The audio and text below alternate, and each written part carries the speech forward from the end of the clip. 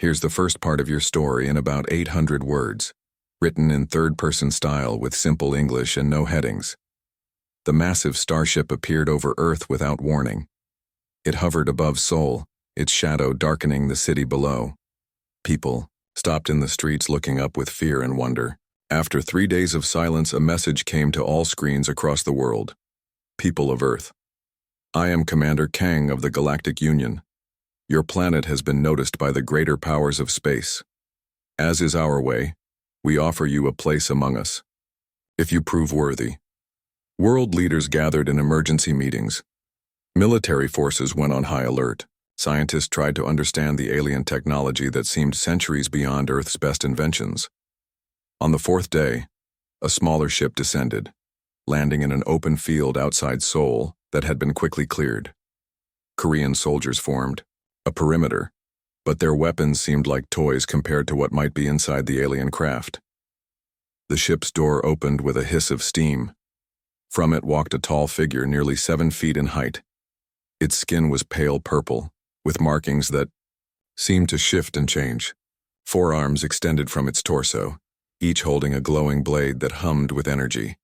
The alien wore armor that reflected the sunlight in rainbow patterns.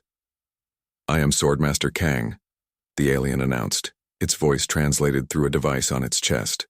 For 10,000 cycles I have tested worlds seeking entry to the Galactic Union. 12 planets have failed my challenge. 3 have succeeded. The gathered diplomats and military leaders looked at each other nervously. A woman stepped forward. Dr. Park, Earth's chosen speaker. We welcome you to Earth, she said, bowing slightly. We are a peaceful planet. We wish to join your union through cooperation and sharing of knowledge. Kang made a sound that might have been laughter. Peace is for those who have proven their strength. The test is simple. 1 warrior from your world will face me in combat. Traditional weapons only. If your champion wins, Earth joins the Union as equals. If your champion falls. The alien paused, all 4 of its blades spinning in a sudden blur of light. Then Earth serves the Union for 1,000 years. Videos of the announcement spread across the planet. Panic followed. Earth's military forces were advanced with missiles, drones, and digital warfare, but who trained with swords anymore? In Washington, generals argued for sending special forces soldiers. In Beijing, martial arts masters were quickly gathered. Europe suggested Olympic fencers. Jiho sat quietly in his small house in the mountains outside Seoul, watching the news on his old television. At 65, he lived alone, teaching a handful of students the ways of the sword, techniques unchanged, for 500 years. His family had been samurai, moving from Japan to Korea centuries ago, keeping their traditions even as the world changed around them. When his phone rang, Jiho was surprised. Few people called him.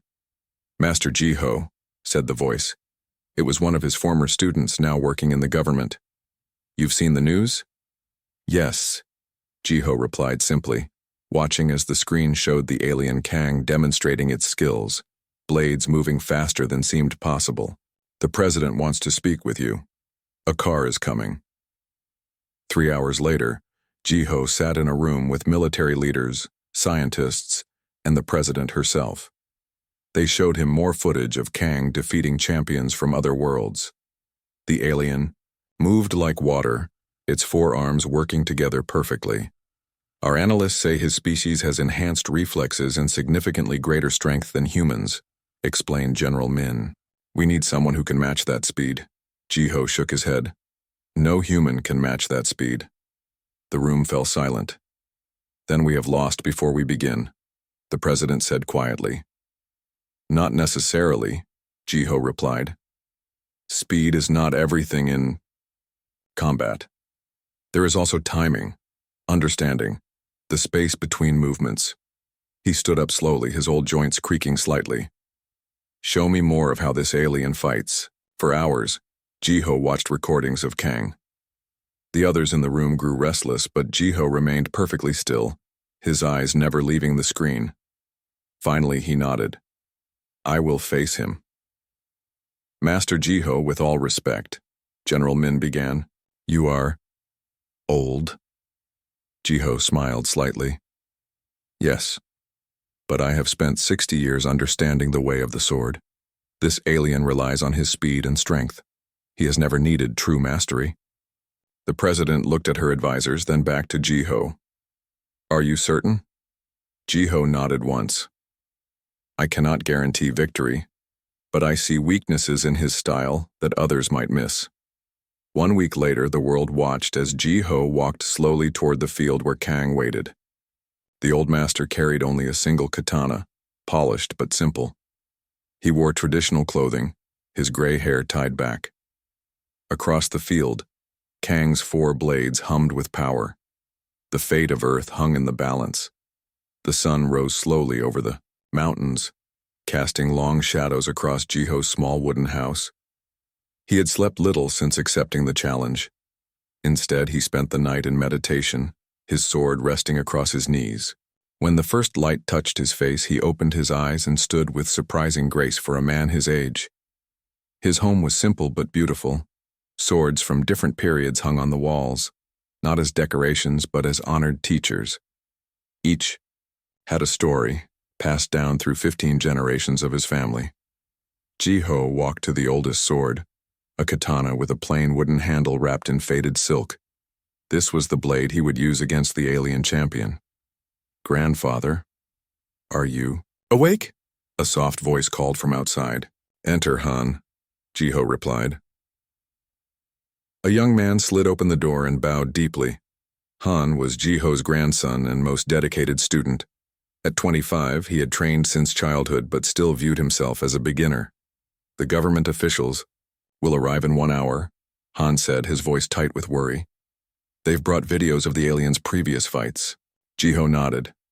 Prepare tea. We will need clear minds today. Soon 3 black cars pulled up to the modest house. Officials in suits looked out of place among the trees and simple buildings of Jiho's small training compound. The lead official, Director Kim, carried a tablet computer. Master Jiho, he said with a bow. We've analyzed Kang's fighting style. Our experts believe he uses a form of combat unknown on Earth. Jiho smiled slightly. There are no new ways to swing a sword, only new bodies wielding them. In the main room of his house, they watched recordings of Kang defeating champions from other worlds. The alien moved with frightening speed, his 4 arms working together in perfect harmony. One opponent, a massive creature covered in scales, was defeated in seconds. Another, a being that seemed made of living metal, lasted longer but eventually fell. Director Kim pointed to the screen. His blades can cut through almost any material. Your traditional sword may not withstand even 1 blow. Perhaps, Jiho said calmly. But the strength of the sword is not in the metal alone. After the officials left, Han found his grandfather in the training yard, moving through forms that had been practiced for centuries. His movements were slow but perfect, each step placed with absolute precision. Grandfather, they don't believe you can win, Han said. Jiho continued his practice without pausing. Belief is not required for victory. But the alien has 4 arms, and those energy blades. More arms mean more opportunities to make mistakes, Jiho replied. As for his weapons, fancy lights do not make a better edge. For 3 days, Jiho trained. Not with frantic energy, but with deliberate focus. Sometimes he moved so slowly that he seemed frozen in place. Other times his sword flashed too quickly for the eye to follow. On the evening before the duel, an unexpected visitor arrived. She was an old woman, walking with a cane, her face lined with age and wisdom. Sunja, Jiho said, genuine surprise in his voice. It has been many years. 42, she replied with a small smile. Not since you chose the sword and I chose the pen. Sunja had once been Jiho's training partner. While he continued the physical traditions of their shared master, she had preserved the philosophical teachings, writing books that brought ancient wisdom to modern readers. I brought you something, she said, handing him a small wooden box. Inside was a single sheet of paper with beautiful calligraphy. Jiho read the characters and nodded slowly. Our master's final lesson, he said quietly. The perfect cut exists before the sword moves, Sunja quoted. I thought you might need the reminder. That night, as Han prepared a simple meal, he found his grandfather sitting perfectly still, eyes closed, the paper from Sunja placed before him. Should you not be practicing, grandfather? Han asked. Jiho opened his eyes. I am practicing the most important skill. What skill is that?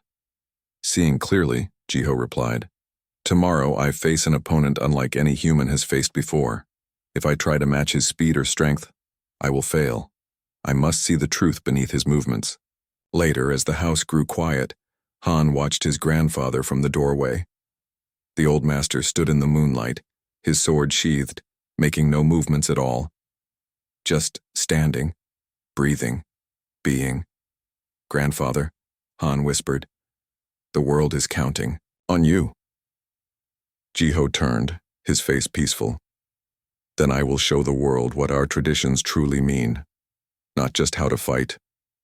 He placed his hand on the ancient sword, but when not to fight. That is the lesson that has been forgotten. Dawn came too quickly. As the sun broke over the mountains once more, Jiho dressed in traditional clothing. He tied back his gray hair and took up his sword. Outside, helicopters waited to take him to Seoul, where Kang and the fate of Earth awaited.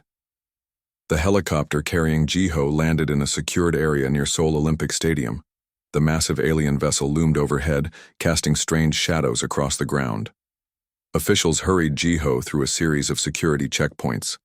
Reporters shouted questions, but Jiho remained silent, his eyes fixed ahead.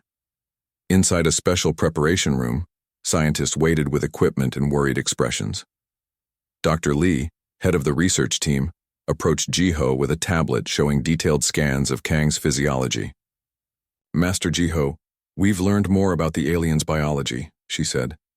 His species has enhanced reflexes nearly 3 times faster than human capability. His muscle density is 5 times ours, and those 4 arms can move independently of each other. Jiho nodded calmly. Thank you for this information.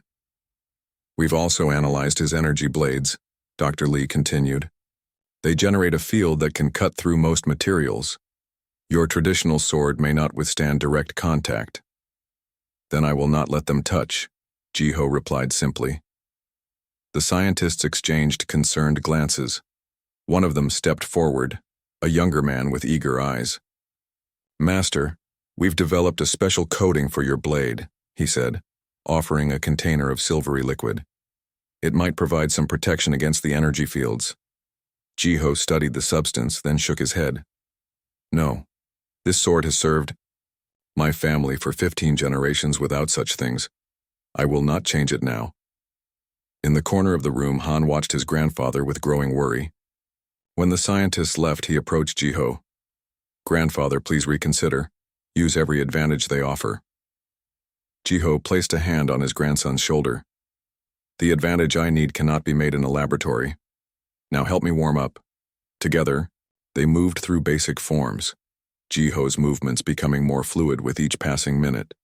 Despite his age, when he moved with purpose, he seemed decades younger. Han had seen this transformation many times during training, but today it seemed more pronounced. A knock at the door interrupted them. A tall official entered, followed by 2 guards and a strange figure, an alien, but not Kang.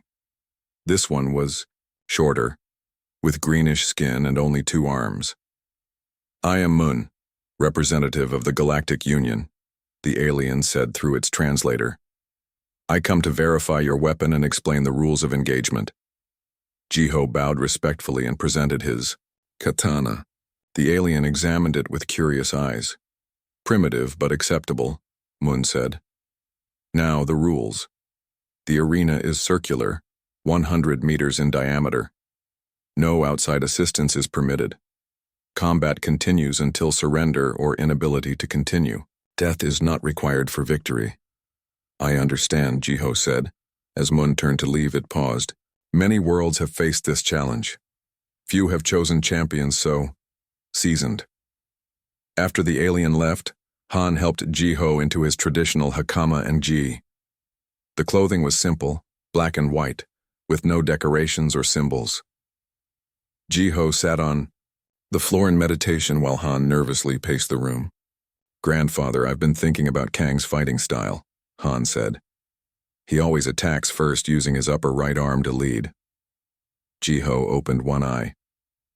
"You have been watching carefully. Good. And when he faces resistance, he spins to use all four blades at once. It's overwhelming." "Yes. He relies on that moment of fear when his opponent sees the spinning blades." Han stopped pacing. "But you won't fear him, will you?" Ji-ho smiled slightly. "Fear is natural, even useful. The mistake is letting it control your actions." A final knock came at the door. It was time. Before leaving, Ji-ho took something from his pocket, the paper Sunja had given him. He read it once more, then folded it carefully and placed it inside his gi, close to his heart. "Grandfather," Han said, his voice breaking slightly. "The whole world is watching. They're counting on you." "Then I will show them something worth seeing," Ji-ho replied. "Not just how to fight, but why." As Ji-ho walked toward the arena entrance, officials and security personnel stepped back, creating a path. The sounds of the crowd grew louder. Thousands of humans gathered to witness their fate. Above, in the alien ship, countless beings from across the galaxy watched through viewing screens. Ji-ho paused at the final doorway, taking one deep breath. His hand rested lightly on his sword. Before him lay the brightness of the arena, and somewhere in that light waited Kang with his four deadly blades. "The perfect cut exists before the sword moves," Ji-ho whispered to himself, then stepped forward into the light. The stadium fell silent as Ji-ho entered. The arena floor had been covered with white sand, forming a perfect circle. Thousands of people watched from the stands, their faces tense with worry. Cameras hovered overhead, broadcasting to billions around the world. On the opposite side, a door slid open. Kang stepped out, his purple skin gleaming under the bright lights. All four of his arms held energy blades that hummed and pulsed with blue light. The alien stood nearly 8 feet tall, towering over Ji-ho's modest frame. "This is your champion?" Kang's voice boomed through his translator. "An old human with an outdated weapon?" Ji-ho said nothing. He walked calmly to the center of the arena and bowed slightly, showing respect to his opponent. Kang laughed, a strange metallic sound that echoed through the stadium. "Your politeness will not save your world," the alien said. A representative from the Galactic Union stepped between them. "The duel will begin at the signal. It will end when one combatant surrenders or can no longer fight. Are both warriors ready?" Kang spun his blades in a blinding display of light. "Ready to claim another world?" Ji-ho simply nodded. The representative stepped back. A high-pitched tone sounded through the arena. The duel had begun. Kang did not waste time. He lunged forward with incredible speed, his upper right arm swinging toward Ji-ho's head. The crowd gasped as the energy blade cut through the air, but Ji-ho was no longer there. With a movement so subtle it seemed like he had barely shifted, the old master stepped aside. Kang's blade passed through empty space. Confusion flashed across the alien's face. He attacked again, using 2 arms in a crossing pattern that had defeated many opponents before. Again, Ji-ho moved just enough to avoid the blades, his own sword still sheathed. "Fight me, human," Kang demanded, swinging faster now, all 4 arms creating a web of deadly light. Ji-ho continued to move with minimal effort, each step precisely calculated.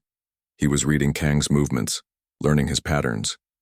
The alien was powerful and fast, but predictable. 3 minutes passed this way. Ji-ho had yet to draw his sword. The crowd watched in stunned silence as the old man evaded every attack with what appeared to be little effort. Kang grew angry. His attacks became wilder, less controlled. "Stand and fight like a warrior." For the first time, Ji-ho spoke. "I am fighting. You just cannot see it yet." This enraged Kang further. He gathered himself and then unleashed his signature move, a spinning attack with all 4 blades extended, creating a whirlwind of energy that had cut down champions across the galaxy. As the alien spun toward him, Ji-Ho finally drew his sword. The simple movement was so fast that many missed it. The blade caught the light for just a moment. Then Kang stopped spinning. He stood frozen, all four arms extended. One of his energy blades flickered and died. Ji-Ho stood 3 steps away, his sword held in the follow-through position of a perfect cut. A thin line appeared across Kang's upper right arm. The alien looked at it in disbelief as purple blood began to seep from the wound. The crowd gasped. No one had ever drawn blood from Kang before. Impossible, Kang whispered. Ji-Ho returned to his ready stance. Would you like to continue? Rage filled Kang's eyes. He attacked again, more carefully this time, using his remaining 3 blades in complex patterns. Ji-Ho met each attack with precise movements of his katana. Metal met energy in flashes of light that made the audience shield their eyes. What happened next seemed impossible. When Kang extended too far on an attack, Ji-Ho moved inside his guard. His blade flashed twice. 2 more of Kang's arms fell limp, the energy weapons flickering out. The alien staggered back, now with only 1 working arm. Fear replaced the anger in his eyes. How? He demanded. Your weapon is primitive. Your body is weak with age. A sword is not strong because of its metal, Ji-Ho replied calmly. It is strong because of what guides it. Kang roared and charged, forward in desperation, his final blade held high. Ji-Ho waited until the last possible moment. Then with perfect timing, he stepped to the side and made a single, precise cut. Kang's last weapon fell from his hand. The alien dropped to his knees, all 4 arms now useless, though Ji-Ho had drawn blood from only 1. The cuts had been so precise they had severed only the nerves and tendons, causing no serious damage. Finish it, Kang said, lowering his head. In defeat, Ji-Ho sheathed his sword. That is not our way. The stadium erupted in cheers as the Union representative stepped forward to declare Ji-Ho the winner. Earth would join the Galactic Union as equals, not servants. As medics rushed to treat Kang's wounds, the alien looked up at Ji-Ho with new respect. Your people have much to teach us. Ji-Ho bowed once more. And we have much to learn, that is, the better way. The morning after the duel, sunlight streamed through the windows of Ji-Ho's temporary quarters in Seoul. News vans lined the streets outside. Every screen across the world showed images of the old master's victory. Phones rang constantly with interview requests from global media outlets. Ji-Ho ignored them all. Instead, he sat in quiet meditation, his sword resting across his knees. Soft knock came at the door. Han entered, his face bright with excitement. Grandfather, the president wishes to honor you with a ceremony. The whole world wants to celebrate. Ji-Ho opened his eyes slowly. And what will they celebrate? That an old man beat an alien with a sword? You saved Earth, Han said, confused by his grandfather's calm reaction. Perhaps. Or perhaps I simply showed them what they had forgotten. Later that day, as Ji-Ho prepared to return to his mountain home, an unexpected visitor arrived.